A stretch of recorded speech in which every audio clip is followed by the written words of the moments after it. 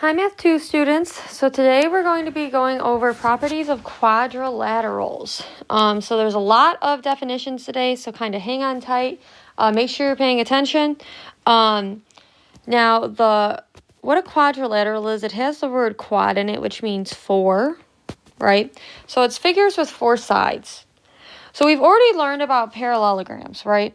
We learned that, for one thing, the opposite sides are parallel. So that means that these guys are parallel and that these guys are parallel. All right. Then it says that the opposite sides are congruent. So that means that this side is congruent to this side and this side is congruent to that side. The opposite angles are congruent. So that means that this angle is congruent to that angle and this angle is congruent to that angle.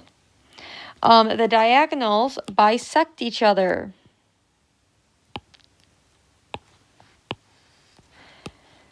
So that means that this guy is congruent to that guy, and this guy is congruent to that guy.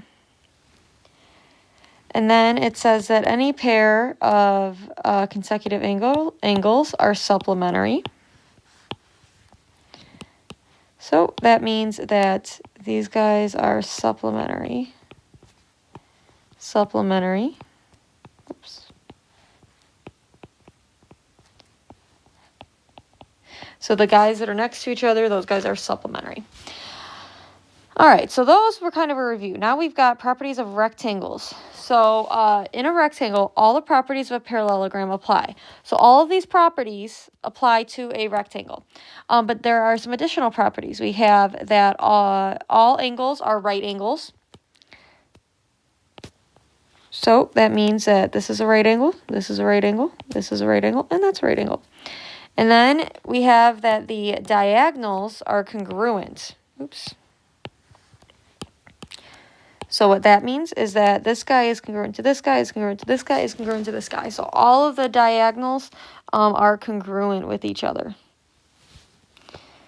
All right. Then we have properties of rhombuses. So a rhombus is it's like a square that's like slanted to the side. So that's what a rhombus is.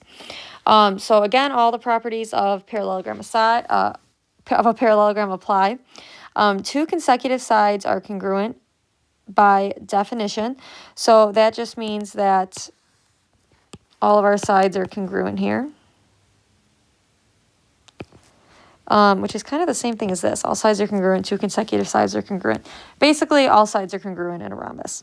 The diagonals bisect the angles. This is important. So what that means is that this guy is congruent to that guy. This guy is congruent to that guy. Why? Because the diagonal bisects that, right? So it's going to cut the angles in half. And then these guys are congruent to these guys because they are bisected. All right, then we have the diagonals are perpendicular bisectors of each other. Okay, that's very interesting. So I know we learned about perpendicular bisectors. So what that means is that first off, they are perpendicular. So we can put a 90-degree angle there. That means that all of these are 90-degree angles. And then since they're bisectors, that means that these guys are congruent and these guys are congruent. So perpendicular bisectors. And the diagonals divide the rhombus into four congruent right triangles. So I'm just going to I'll just highlight this to show you. We can do that in red. You can see that we've got four right triangles, and all of these right triangles are congruent. All right? We got properties of a square. In a square, all the properties of a rectangle apply. All the properties of a rhombus apply. So a square is a rectangle. It is a rhombus. Hence, it's also a parallelogram. It's got all of these properties up here. The last property we have is the diagonals form four isosceles right triangles. So that's really the only new thing for a square. We've got four isosceles right triangles, which means that these guys are congruent, and we got a right triangle there. All right, then we have a kite. So in a kite, two disjoint pairs of consecutive consecutive sides are congruent. So what that means is that this guy is congruent to that guy is congruent to that guy. And I should probably highlight that in purple. The diagonals are perpendicular. So that means that we've got a right angle there. One diagonal is the perpendicular bisector of the other. So this is important. Only one of them is going to be bisected. In this case, it's obvious it's this guy. Next, we have that one of the diagonals bisects a pair of opposite angles. So what that means is that this guy is congruent to that guy, and this angle is congruent to that angle. Those angles are cut in half, all right? And then we have one pair of opposite angles are congruent. So, I don't know, what color have I not used yet today? I guess not today, but we haven't done orange. These two angles are congruent. Very nice. All right, we're getting there, guys. I know this is a lot of little tick marks and signs, but, you know, obviously you're able to use your notes, so this will help as you learn these properties. All right, then we have properties of isosceles trapezoids. So the legs are congruent by definition. So that means that these guys are congruent. The bases are parallel by definition. So that means that this is parallel to that. The lower base angles are congruent. These are lower base angles. Those are congruent. The upper base angles are congruent. Oops, wrong color. The diagonals are congruent. So this is actually kind of important to show. Let's see, let's do purple.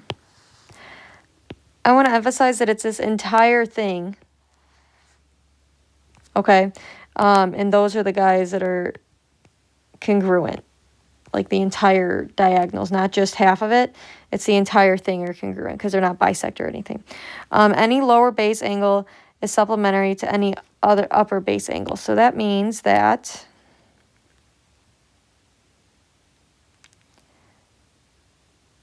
I don't know. I am out of colors. We'll do pink. That means that these guys are supplementary.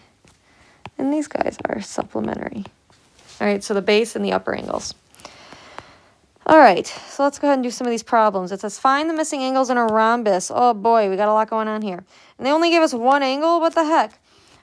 So let's go ahead and check it out. They said, we can go look at the properties of a rhombus here.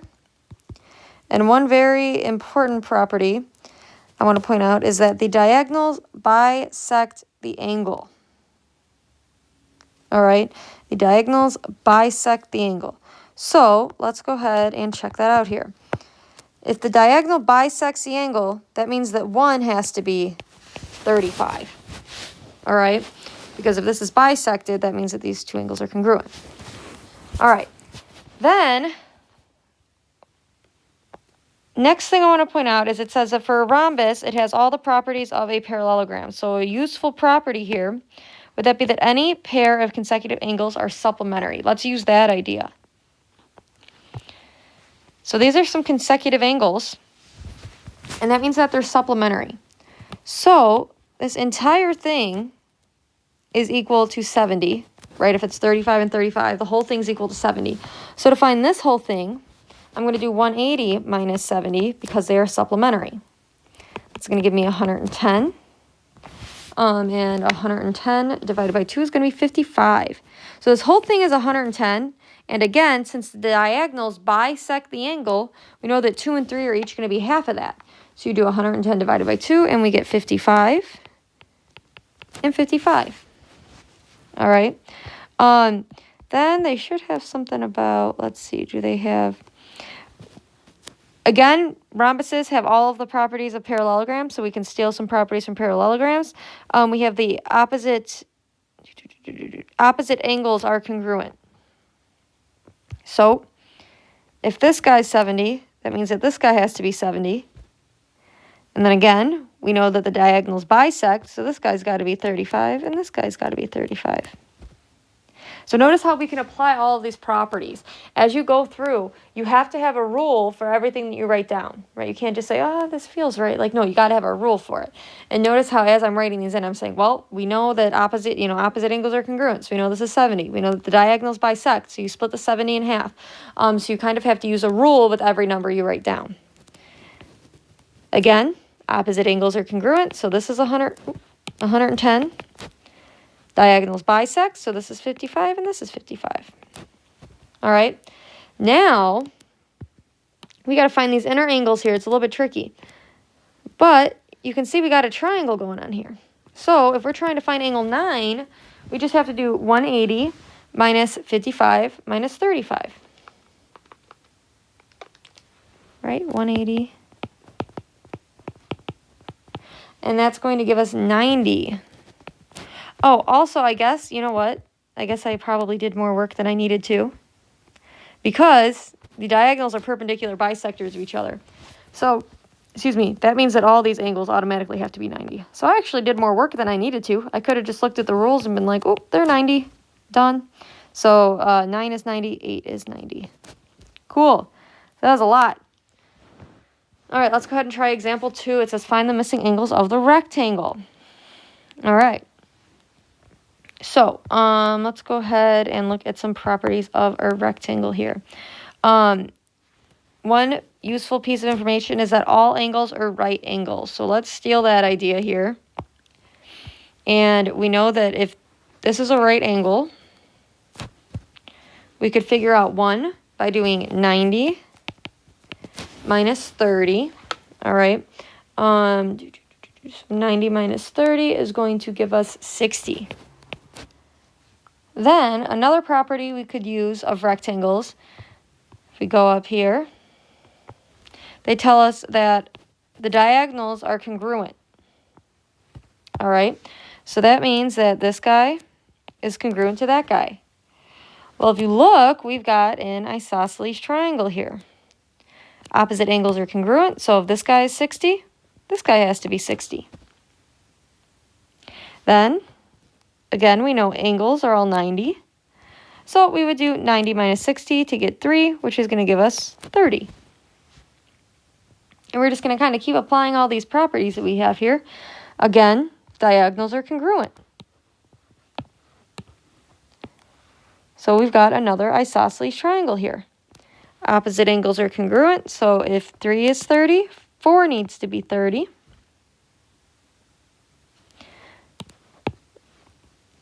And again, we've got a right angle. 90 minus 30 gives us 60. And you've guessed it, we've got ourselves another isosceles triangle. So if that's 60, this guy's 60. And then to figure out 7, of course, we could do 90 minus 60, which is going to give us 30. All right. And then to figure out 9, at this point, I would just use the 180 minus 60 minus 60. Right, because you got a triangle with one missing angle, which is going to give us 60. All right, then we could use this triangle here to find angle 8. We would do 180 minus 30 minus 30.